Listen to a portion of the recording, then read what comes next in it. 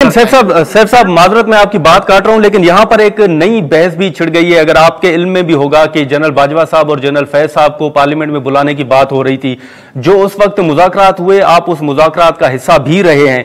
आप बताएंगे कि वाकई ये जिम्मेदारी जनरल बाजवा साहब और जनरल फैज साहब ही की थी, या उस वक्त क्या बातचीत थी, दीगर जमातें भी ऑन बोर्ड थी?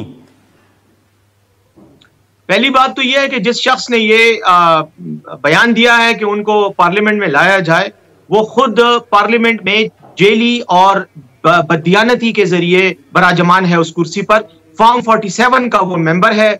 उसके मुकाबले में रेहाना डार साहिबा जो पीटीआई की उम्मीदवार थी, वो इलेक्शन जीत चुकी हैं। उसूली तौर पर तो रेहाना डार को यहाँ बैठा होना चाहिए था, इस बोंगे को तो यहाँ होना ही नहीं चाहिए था, लेकिन चूंकि ये यहाँ बैठा हुआ है, वही डिफेक्टो प्रॉब्लम है हमारा।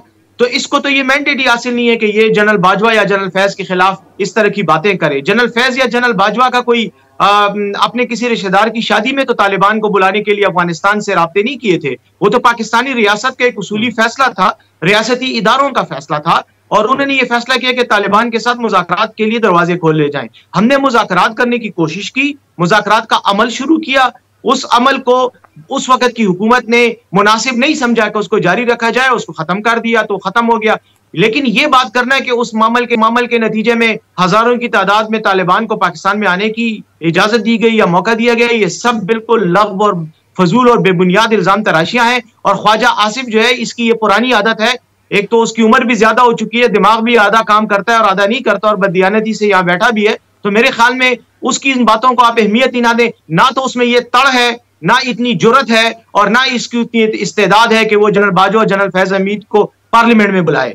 और अगर बुलाने का शौक है तो सदबिस्मिल्लाह करे, फिर देख लेंगे कि क्या होता है।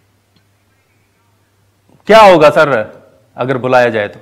वो अपने जवाब देंगे ना, वो जवाब देंगे, और फिर ये किसी कोने खुदरे में छुपने की कोशिश करेगा और मुंह दिखाने के काबिल नहीं रहेगा। वो जवाब देंगे ना, वजाहत करेंगे कि हमने लेकिन बुलाया, उनका जवाब के लिए बुलाए। हाँ, लेकिन सैफ साहब, अगर वजीर दिफा ये कह रहे हैं कि उन्हें धमकियां दी जा रही हैं कॉल्स करके, तो आप नहीं समझते कि ये संजीदा और सीरियस एक मामला है?